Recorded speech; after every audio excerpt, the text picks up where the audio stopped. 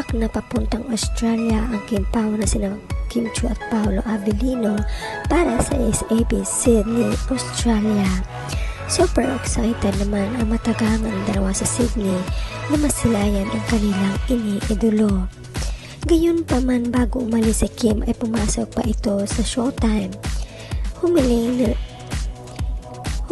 on national TV si Kim Chiu na sana ay tigilan na siya ng mga buzzer. Anyay marami nang bumabanat sa kanya. Inaabangan din kasi ng mga Marisol kung papasok pa sila pareho ni Vice Ganda sa kanilang noontime show na It's Showtime noong July 2022 matapos ang tila puksaan nila sa X. Ikinatuwa naman ang fan ng Chinita Princess na present ito sa Showtime. Kapansin-pansin naman na hindi kasama sa opening si Vice Ganda.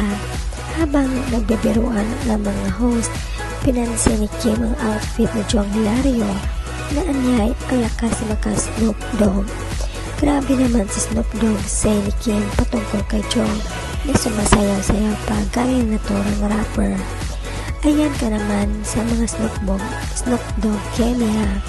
Baka mamaya mag-text sa'yo si Snoop Dogg.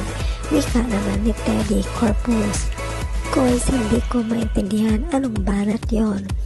Ang dami ng banat sa akin. Tama na. Gigil na say naman ni Kim.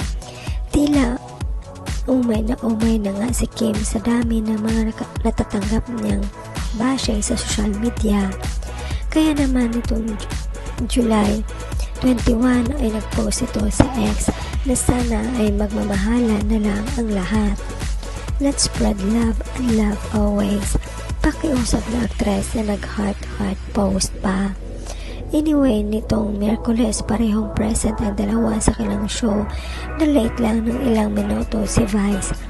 Say naman ng solid, we love, support Kim Chiu through thick and thin.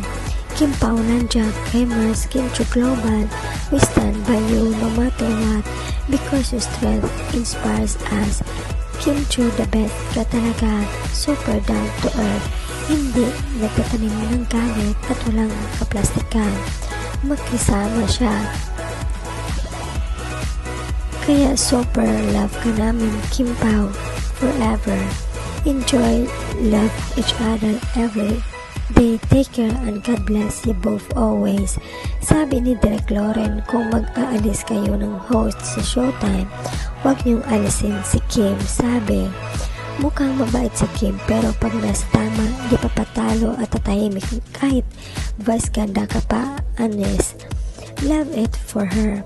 Hardworking, consistent, unstoppable, shows up no matter what. Wishing this hardworking girl a calm and peaceful day today.